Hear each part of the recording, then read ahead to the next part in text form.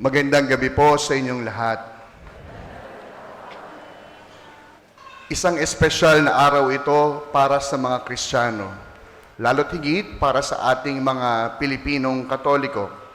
Espesyal sapagkat tayo na siguro ang mayroong pinakamaaga at pinakamahabang pagdiriwang ng Pasko sa ibabaw ng mundo.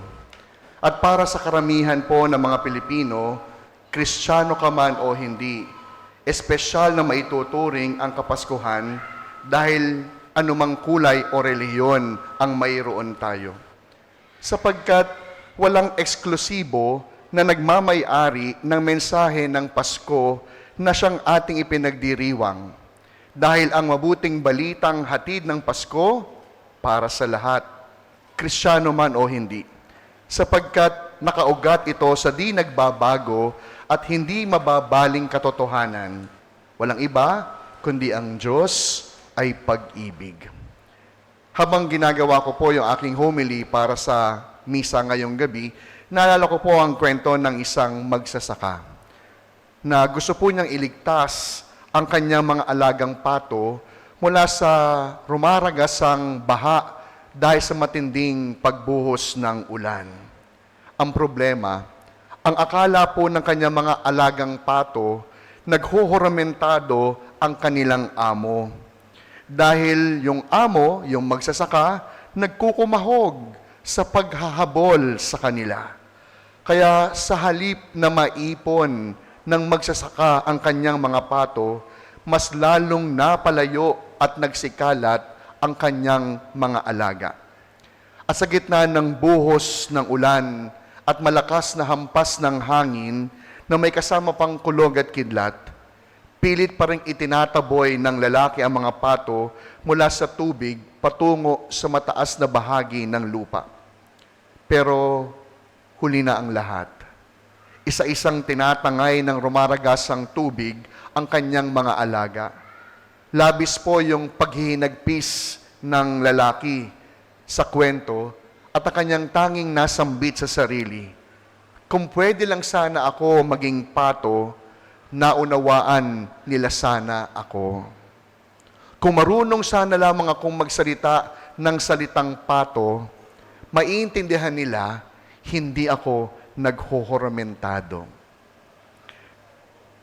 Hindi natin alam kung totoong nangyari yung kwento, pero may punto yung lalaki sa aking kwento.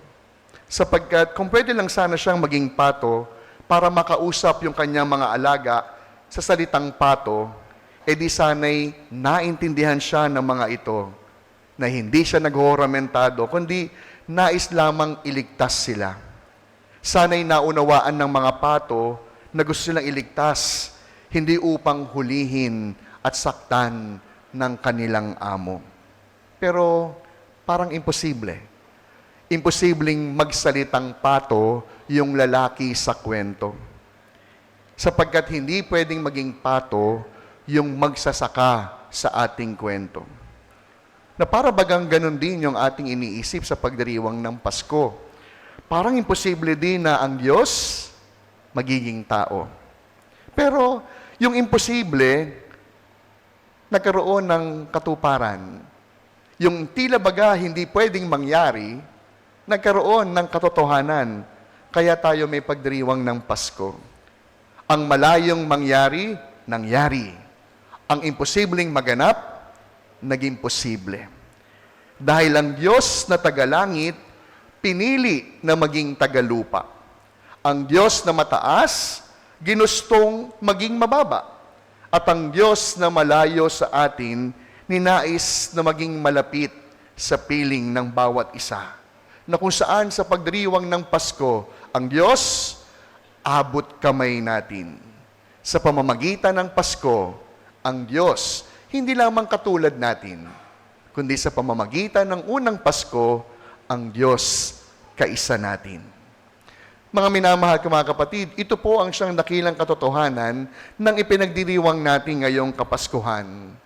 This is what we call the foolishness of Christmas. Because Christmas is the folly of God's love. Ang Pasko daw po ang nakakatawang pagmamahal ng Diyos para sa sanlibutan. Abay, mantakin po ninyo. Bakit po nakakatawa? Nakakatawa sapagkat ang Diyos ang siyang piniling makisama. Ang Diyos ang siyang nag-adjust sa atin. Bigyan ko po kayo ng halimbawa para mas lalo niyo pong maunawaan. Kapag may nagregalo po sa inyong damit ngayong Pasko, pero napag-alaman po ninyong ito ay maliit at hindi kasya, ano po ang gagawin ninyo? Babawasan niyo po ba yung kapiraso ng katawan para magkasya yung bestida?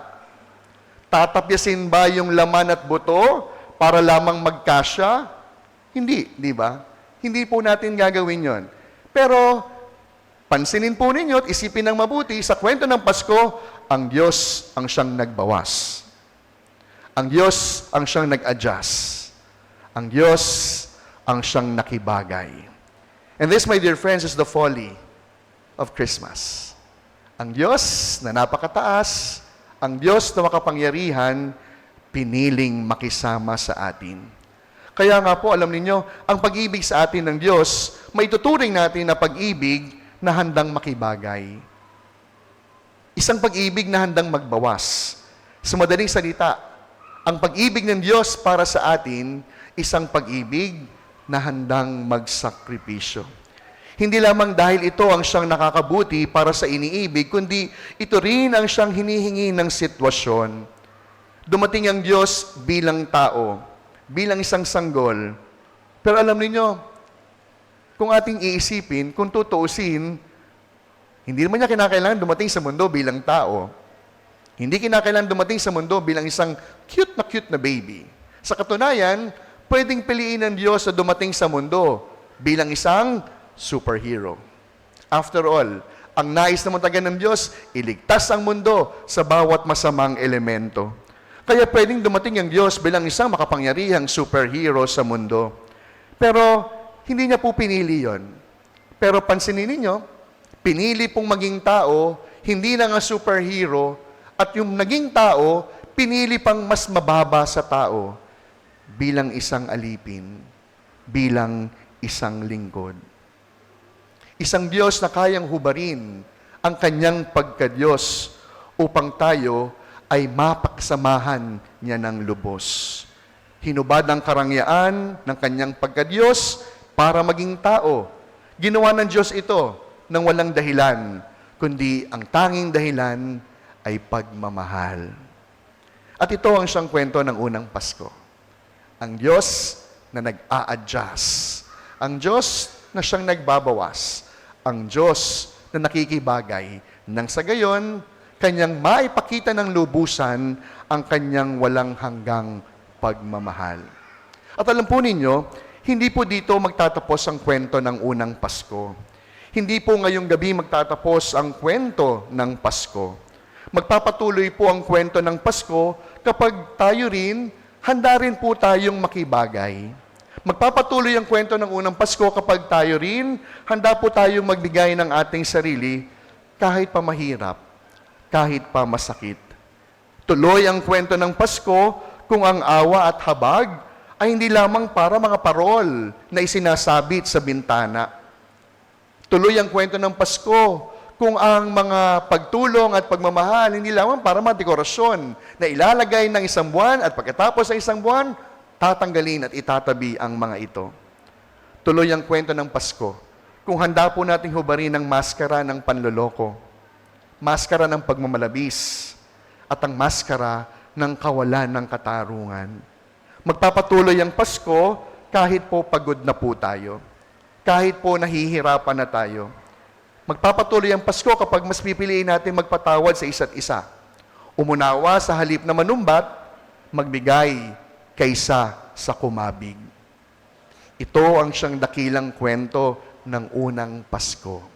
Na magpasa hanggang ngayon, hindi naman nagbabago yung kwento ng unang Pasko. Makahit ilang beses na tayo nagdiwang ng Pasko, yun at yun pa rin ang kwento ng pag-ibig ng Diyos para sa atin. Kompleto na po yung Belen po natin. No? Minsan may nagsabi sa akin, Father, bakit po iba po ang itsura ng Belen? Mukhang binabantayan po niya yung design ng Belen natin taon-taon sapagkat kabisado niya. Sabi niya, nung nakalipas na taon po, yung Belen po natin, parang giniginaw ang unang pamilya. Natatandaan niya yung Belen? Si Mama Mary naka-fur.